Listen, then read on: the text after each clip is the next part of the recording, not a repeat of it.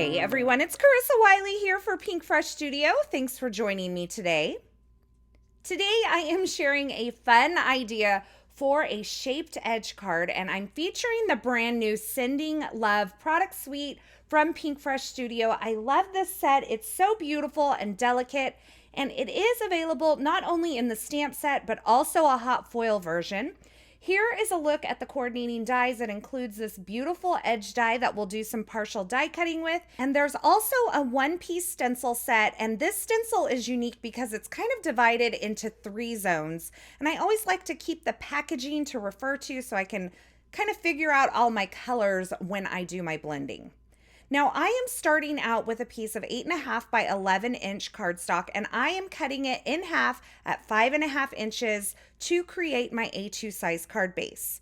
Now once I have this piece of cardstock that measures 5.5 inches by 8.5 inches, I'm going to score it at 4.25 to create my card base. And this cardstock, by the way, is blush pink cardstock from the stamp market. It is my absolute favorite blush pink cardstock. Now this is about as close to a 1-layer card as I do. I am going to take this Sending Love stamp. This is kind of like the main focal image of the stamp set. And I'm going to stamp it on the lower edge of the front side of my card base here. So in order to do that, I'm going to place the card base with it open inside of my MISTI stamping tool. And I do have my waffle flower grip mat in there to kind of hold my cardstock in place. I'm going to position my stamp right along that lower edge, and then I am going to close the door of my MISTI to pick up my stamp. Now I am going to heat emboss this onto the front of my cardstock, so I am prepping the surface of my cardstock with a powder tool first. And then I will take my embossing ink. I'm using Versamark ink today, and I'll ink up my stamp and then stamp that image onto that lower edge of the front of my card base. So I'm just going to use my stamp press here to kind of press that all and make sure I have good contact over the entire stamp. And once I have that stamped, I'm going to go ahead and remove the card base from my MISTI stamping tool, take it over and add some super fine detail white embossing powder to that stamped image. And then I am going to flick off the excess and I'm going to heat set this. So I'll just keep my heat tool moving across the surface of the embossing powder. Try not to stay in one place too long so I don't get any warping on this. And now I am ready to go ahead and add my color to my stamped image using the layering stencil. Now, as I mentioned before, this is divided into 3 sections. So you have the top darkest portion of the florals in one section, and then you can move the stencil onto the image in different areas to add the ink to different areas. So this will make sense as we go along. I'm starting out with the smallest, darkest portion of the florals. It's kind of the inside of these cupped florals, and I'm adding Peony ink. And then I went ahead and wiped my stencil down, and now I'm removing that stencil. Then I'm going to move the stencil down, and this is going to do kind of the body of the flowers for me. So if you needed to, you could absolutely mask off the portions of the stencil that you're not using so you don't accidentally get color there. But I'm using these 1/2-inch blending brushes from Pinkfresh Studio, and I find it's really easy to control where I'm putting the ink, so I didn't really feel the need to mask off the different sections of the stencil as I was working through this. So for the body of the flower, I went in and added cherry blossom ink, and then I wiped down my stencil. I added some Sunkissed, and it got a little too orange for me, so I brought back in the cherry blossom ink and added a little bit more of that over the top of that Sunkissed ink to bring it back a little more to the pink side. And you can see the blend that I have there. Now I'm going to move the stencil into the 3rd position. Is that a ballet position? I don't know. I didn't do dance as a child. I probably would have loved it. But anyway, 3rd position stencil. And now I am coloring the leaves, and I'm using olive ink. Now, I like to wipe down my stencil and my embossing powder before I remove it from the image. And I find that that helps keep me from kind of smearing ink off of the embossing powder onto the cardstock surrounding it. Now I'm just going to spritz my stencil with a little bit of rubbing alcohol and wipe it down to clean it off, and then I can store it. It dries really quickly. And I did forget to mention that I was using a large waffle flower grip mat to hold both my cardstock and my stencil in place as I added the color.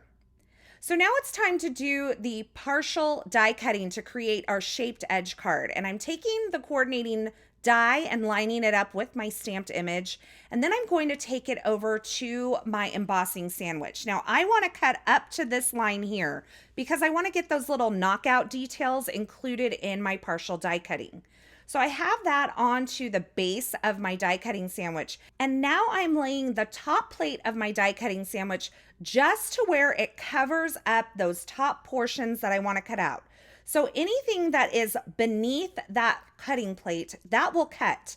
But anything above that cutting plate is not going to cut because we're only putting pressure on the part that's between the cutting plate. So you can see once I run this through my die cut machine, I have part of the image cut and the other part remains intact.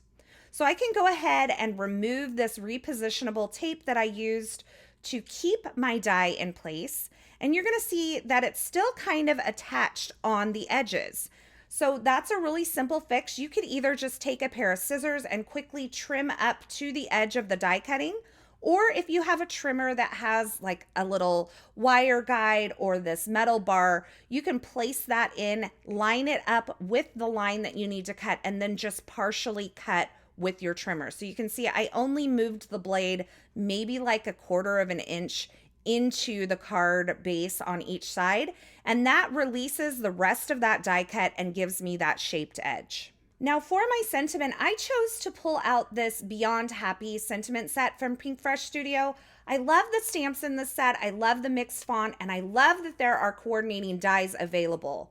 So I'm stamping it in both Peony ink as well as the Detail Black from Pinkfresh Studio.